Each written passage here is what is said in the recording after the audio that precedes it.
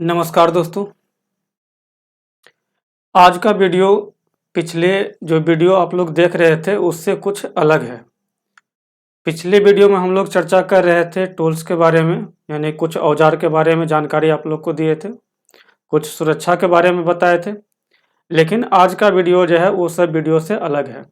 आज का वीडियो क्या है कि आज के वीडियो में हम आपको बेसिक विद्युत उत्पादन और विद्युत संचरण और वितरण के बारे में बताएंगे कि यानी कि विद्युत को जब उत्पादन किया जाता है तब उसको कितना वोल्टेज पर उत्पादन किया जाता है और उसके बाद फिर क्या क्या प्रक्रिया होता है और किस प्रक्रिया के माध्यम से हम लोग तक बिजली पहुंचता है, यानी कि हम लोग जो भी कंज्यूमर हैं, जो भी उपभोक्ता हैं, हम तक बिजली पहुंचने के लिए, हम लोगों तक बिजली पहुंचने के लिए कुछ प्रक्रिया अपनाया जाता है, उसके बाद बिजली हम लोगों तक पहुंचता है। तो इसके बारे में आप लोग को हम बताएंगे कि क्या क्या प्रक्रिया अपनाया जाता है।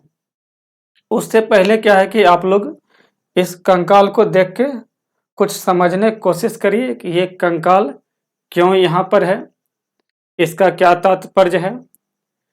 और भी हम आपको कुछ दूसरे तरह का दिखाते हैं, यहाँ पर देखिए, उसके बाद समझने का आप लोग प्रयास करिए। यदि अगर जो आप लोग नहीं समझ पाते हैं तो फिर हम बताएंगे आगे, लेकिन फिलहाल देखिए मेरे पास 3 तरह का है, यहाँ पर 3 तरह का आप लोग को हम कंकाल दिखा दिए।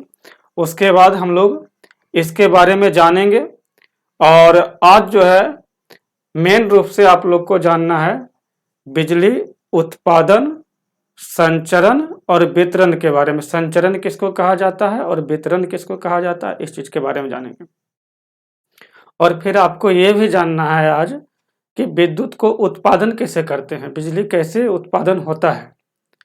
तो चलिए सबसे पहले हम लोग शुरू कर दें बिजली संचरण के बारे में। बिजली उत्पादन कैसे होता है इसके बारे में हम आगे बताएंगे, लेकिन सबसे पहले आपको संचरण समझना जरूरी है कि जब हम लोग बिजली उत्पादन करते हैं तो उसके बाद हम क्या करते हैं, बिजली कितना वोल्टेज पर उत्पादन होता है, ये सब बातों को समझते हुए उसके बाद हम लोग आगे बढ़ते हैं। तो चलिए यहाँ पर सबसे पहले जहाँ पर बिजली उत्पादन होता है उस जगह को बोला जाता है पावर प्लांट, ठीक है।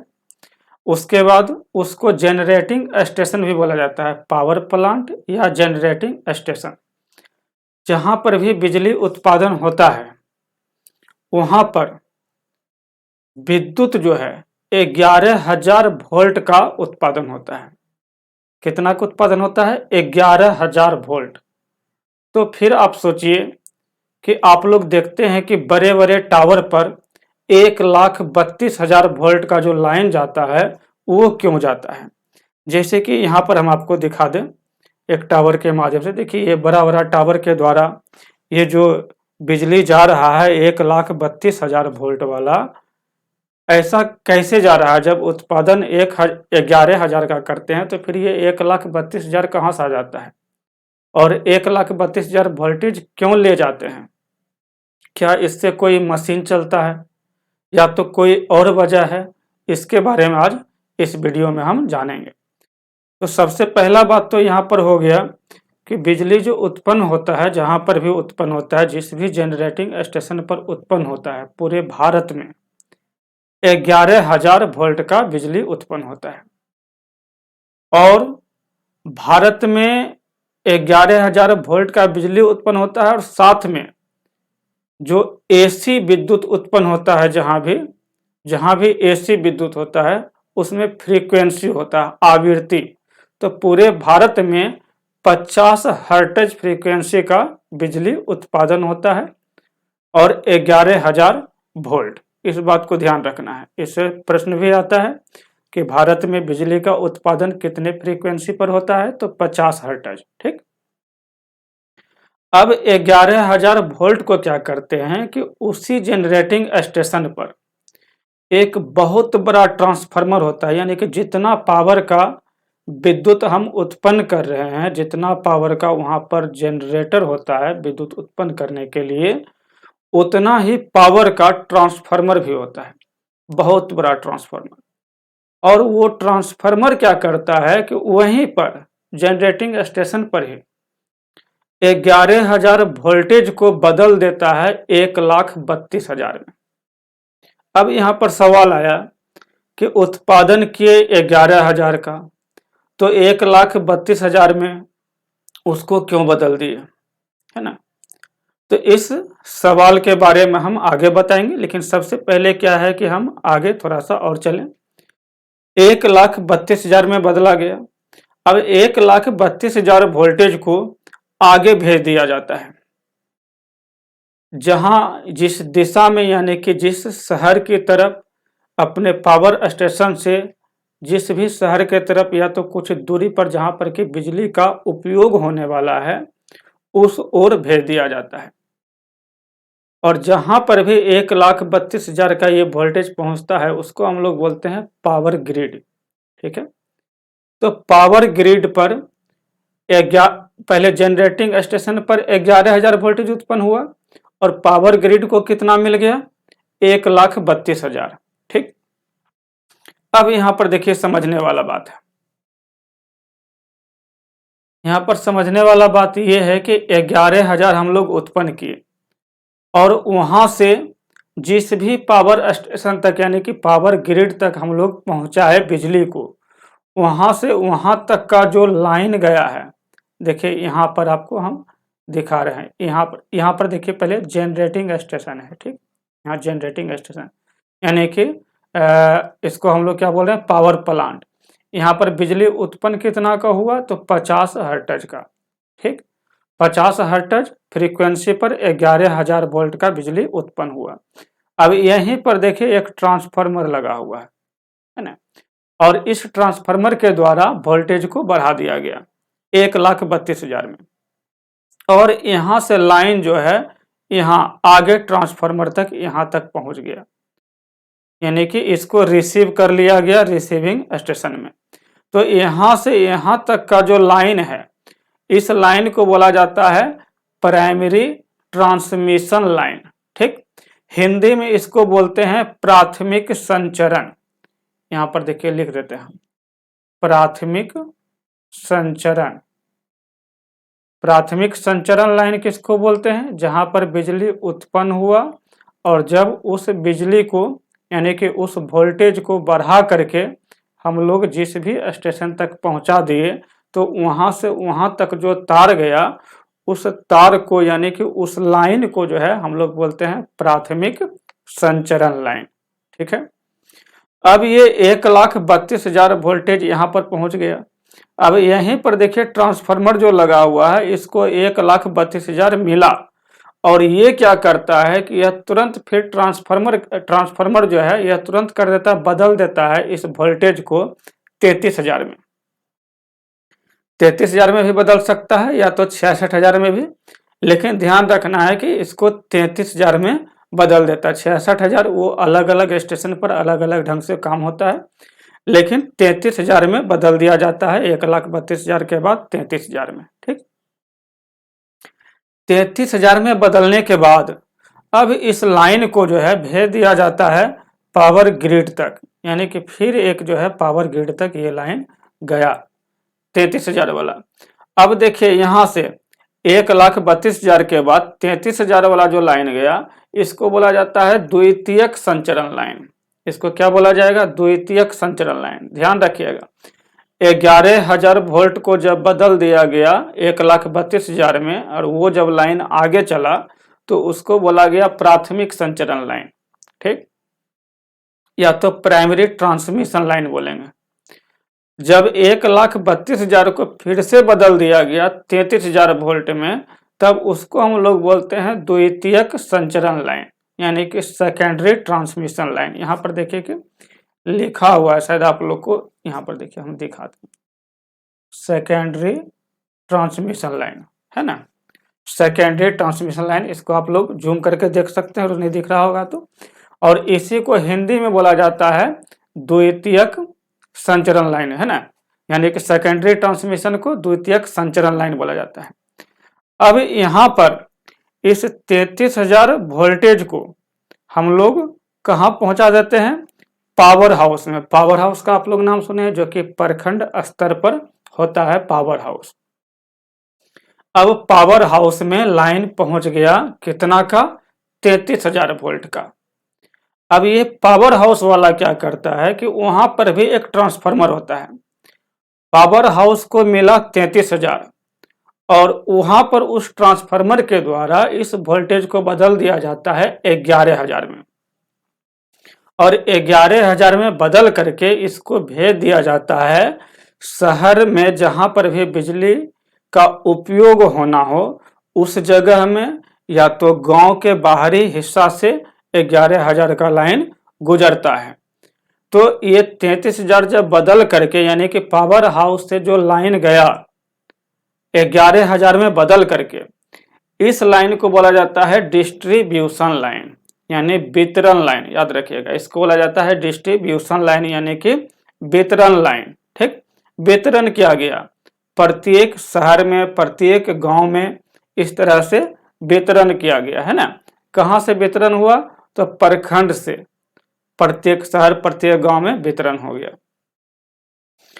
अब ये लाइन पहुंच चुका है कहां, गांव के बाहर या तो शहर में, जहां पर भी कि बिजली का उपयोग होना हो। अब वहां पर भी एक ट्रांसफार्मर के पास, जिस ट्रांसफार्मर का कि नाम है वितरण ट्रांसफार्मर, है ना, डिस्ट्रीब्यूशन ट्रांसफार्मर, उस ट्रांसफार्मर के पास लाइन पहुंच गया। कितना का पहुंचा, 11,000 का, है ना। और वो ट्रांसफार्मर क्या करता है, 11,000 वाला लाइन को फिर से बदल देता है कितना में, 440 वोल्ट में। यानी कि 3 तार वहां से बाहर निकलता है, जो कि हम लोग के घर के पास से गुजरता है, पोल पर से, है ना।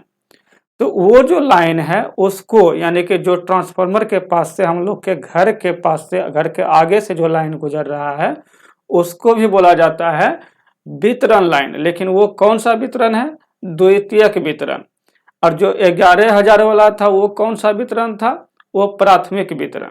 ठीक, अब द्वितीयक वितरण लाइन से हम लोग क्या करते हैं, जहां पर 3 फेज वाला, यानी कि 3 गर्म तार से चलने वाला मशीन होता है, वहां पर 3 गर्म तार ले लेते हैं पोल पर से। और घर के लिए हम लोग क्या करते हैं कि एक गर्म तार और एक ठंडा तार लेते हैं। तो एक गर्म और एक ठंडा तार जब लेते हैं तो वहां पर हम लोग को वोल्टेज कितना मिलता है, 220 वोल्ट। अब यहाँ पर देखिए एक सवाल और भी बनता है कि हाउस वायरिंग के लिए हम लोग जो वोल्टेज उपयोग करते हैं वह कितना वोल्टेज होता है, तो 220 वोल्ट होता है। तो 220 वोल्ट हम लोग लेते हैं। तो इस तरह से वोल्टेज को पहले बढ़ाया जाता है, फिर धीरे धीरे घटाया जाता है, उसके बाद हम लोग तक, यानी कि कंज्यूमर जो भी है, बिजली उपभोक्ता जो भी है, वहां तक बिजली पहुंचता है। तो ऐसा करते क्यों है, सवाल अब ये आया कि 11,000 उत्पन्न किए, हम 220 भी तो उत्पन्न कर सकते थे, 440 भी तो उत्पन्न कर सकते थे, लेकिन उत्पन्न किए 11,000। चलिए 11,000 उत्पन्न किए, कोई बात नहीं, उसी 11,000 वोल्टेज को हम बांट सकते थे, सब जगह पहुंचा सकते थे, लेकिन ऐसा नहीं किए। तो यहां पर बात क्या है, 1,32,000 में क्यों बदल दिए। तो यहां पर अब इसी बात को समझना है कि 1,32,000 में क्यों बदले, है ना। तो 1,32,000 में बदलने के पीछे एक नाम है शक्ति, है ना, पावर। पावर जो है, इसी के कारण जो है इस 1,32,000 में वोल्टेज को बदला जाता है। पावर का क्या रोल है इसको हम समझाते हैं। ठीक, देखिए अब हम आपको बताते हैं। यहां पर सबसे पहले आप यहां पर देखिए पावर का फॉर्मूला।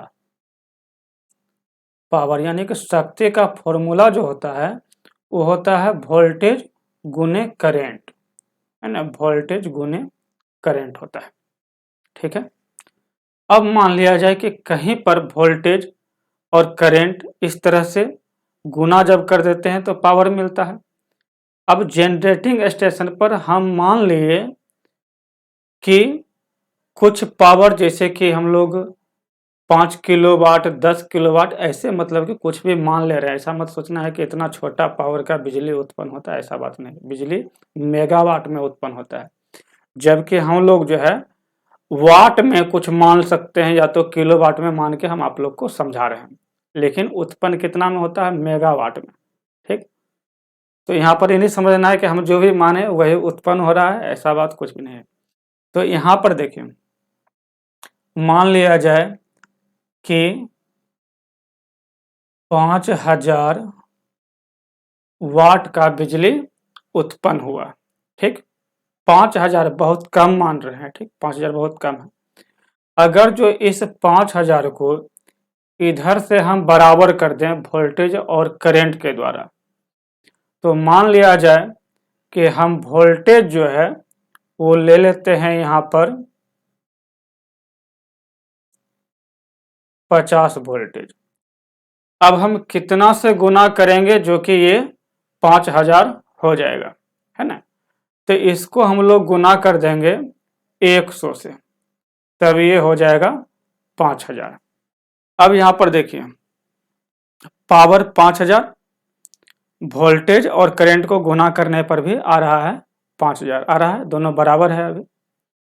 अब यहाँ पर देखिए कि वोल्टेज जो है हम 50 रखे हैं और करंट यहाँ पर 100 आ रहा है। इसी तरह से जिस भी पावर स्टेशन पर वोल्टेज को अगर जो हम कम रखेंगे और पावर वहां पर जब ज्यादा होगा तो करंट का मान बहुत ज्यादा होगा, और करंट का मान जब ज्यादा होगा तो वहां पर करंट ले जाने के लिए किसी तार के माध्यम से बहुत मोटा तार का जरूरत पड़ेगा।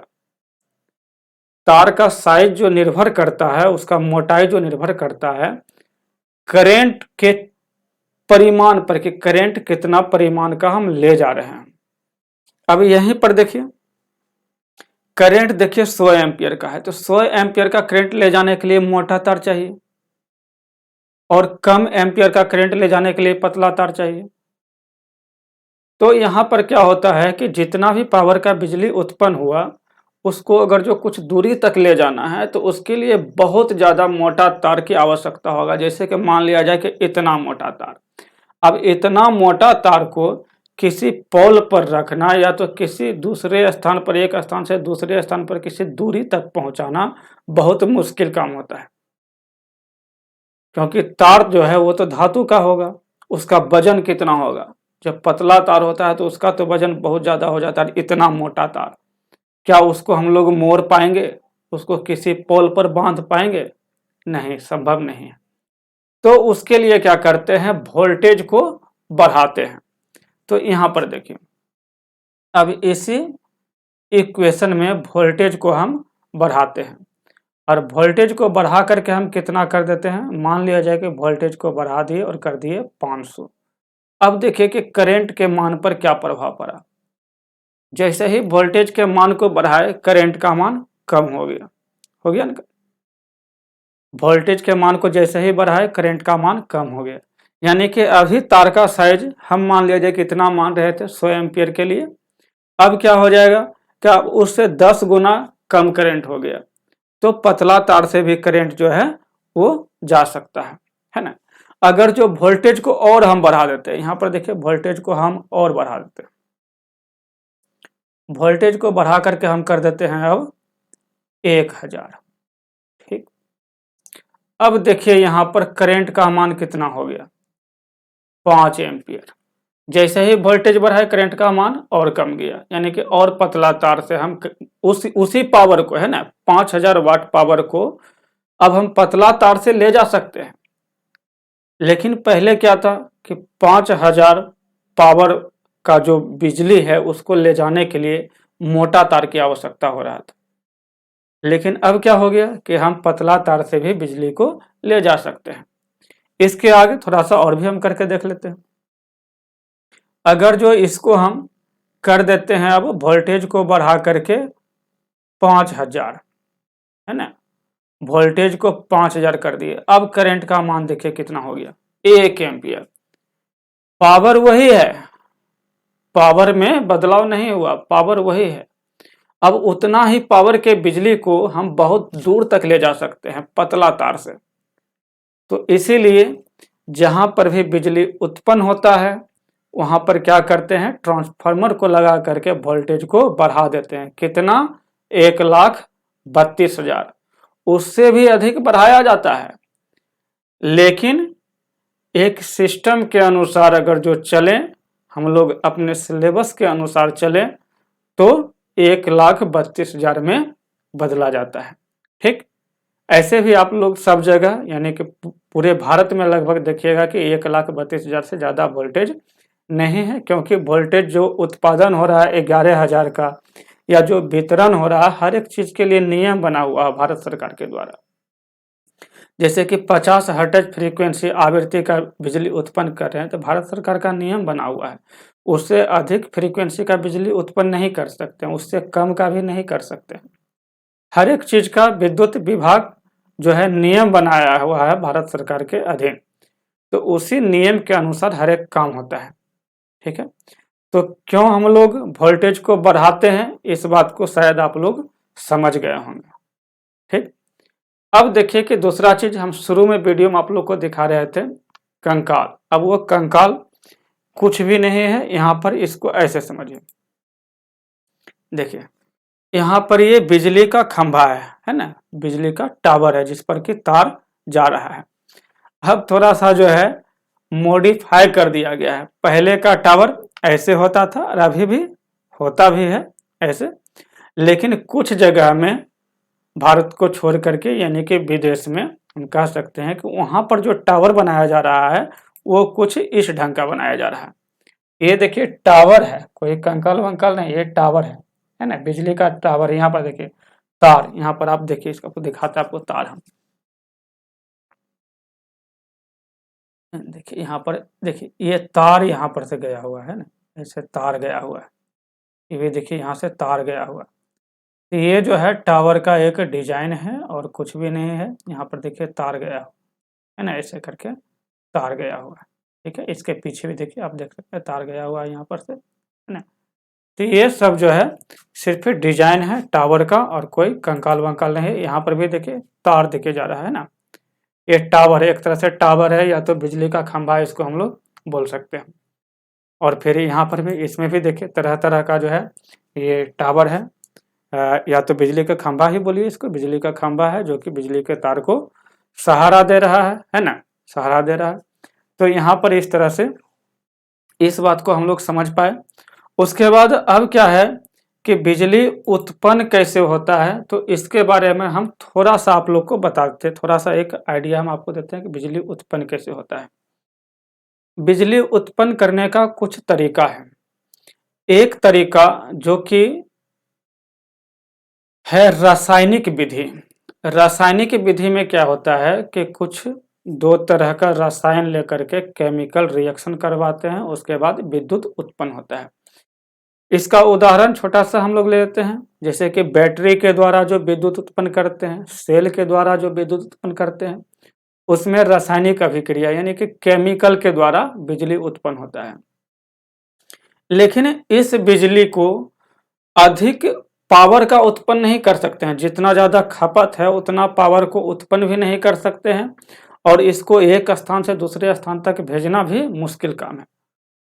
इसलिए इसको छोड़ करके जो है आगे बढ़ गया। उसके बाद आगे जब बढ़ते हैं तो यहाँ पर आ जाता है दूसरा, पहला तो हो गया रासायनिक विधि द्वारा, दूसरा है चुंबकीय विधि द्वारा।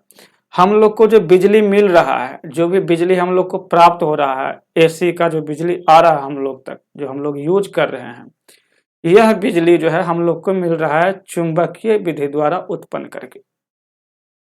चुंबकीय विधि द्वारा बहुत मात्रा में बिजली उत्पन्न किया जा सकता है और सब जगह चुंबकीय विधि द्वारा ही बिजली उत्पन्न करके मिल रहा है सबको। अब चुंबकीय विधि द्वारा कैसे बिजली उत्पन्न होता है तो उस बात को भी हम बताएंगे, लेकिन अभी तक बस इतना जानना है, रासायनिक विधि द्वारा, दूसरा चुंबकीय विधि द्वारा। तीसरा तरीका क्या है, इसको बोला जाता है ताप युग्म विधि द्वारा यानी कि थर्मोकपल मेथड द्वारा। इसमें क्या होता है कि दो अलग अलग प्रकार का धातु का तार लेते हैं, दो अलग अलग, जैसे कि कॉपर हो गया, एल्युमिनियम हो गया, है ना, दो अलग अलग धातु है। इसको हम लोग ज्वाइंट लगाते हैं, दोनों तार का एक एक सिरा जोड़ देते हैं, ऐसे, है ना, दोनों तार का एक एक सिरा जोड़ दिए। अब जोड़ने के बाद ये जो जुड़ा हुआ सिरा है, इस सिरा को हम क्या करते हैं, आग में ले जा करके गर्म करते हैं। जब ये सिरा आग में गर्म होता है, यहाँ पर इसको ऐसे समझ सकते हैं, जैसे कि यहाँ पर देखिए दो तार है मेरे पास, है ना, ये दो तार है, दो अलग अलग धातु का तार है। इसको यहाँ पर क्या किए, दोनों को जोड़ दिए। जोड़ देने के बाद अब इसको हम लोग क्या करते हैं कि आग से इसको गर्म करते हैं, या तो आग में इसको मान लीजिए कि डाल देते हैं। तो आग में जब गर्म होता है तो दोनों सिरा पर जो है विभव का अंतर पाया जाता है, यानी कि विभवांतर, यानी कि वोल्टेज। और जब इस सिरा पर किसी भार को संयोजित कर दिया जाता है, मान लीजिए कि एक बल्ब लगा दिए, चाहे कोई भी भार लगा दिए, तो वो जलने लगता है। तो छोटा बल्ब लगा दें, एलईडी वाला जो छोटा बल्ब होता है उसको लगा दें तो वो जल सकता है, ठीक है। यानी कि लेकिन इस विधि से जो बिजली उत्पन्न होता है वह बहुत कम मात्रा में उत्पन्न होता है, बहुत कम मात्रा में। तो इस विधि का उपयोग हम लोग करते हैं ताप मापने के लिए। कोई भी भट्टी है या तो हीटर है या तो आग ही है ना, तो आग कितना ताप दे रहा है उस ताप को मापने के लिए इस विधि का उपयोग करते हैं। एक यंत्र होता है पायरोमीटर, जिसमें कि ताप को मापा जाता है, तो उसमें हम लोग इसका उपयोग करते हैं। एक विधि और है बिजली उत्पन्न करने का, वो क्या है कि प्रकाश विधि द्वारा। सूर्य का प्रकाश, सूर्य के प्रकाश को सोलर प्लेट देखे हैं ना, सोलर प्लेट जो बनता है वो अर्धचालक से बनता है।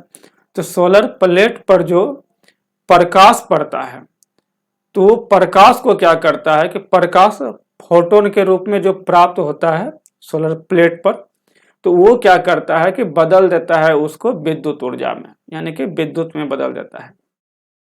ये सब चीज को हम लोग डिटेल में पढ़ेंगे, फुल डिटेल में, कि कैसे बदलता है सोलर प्लेट, कैसे बनता है, चुंबकीय विधि द्वारा बिजली कैसे उत्पन्न होता है, पावर प्लांट में क्या क्या सब होता है, या तो केमिकल रासायनिक विधि द्वारा कैसे बिजली उत्पन्न होता है, सब कुछ को पढ़ेंगे।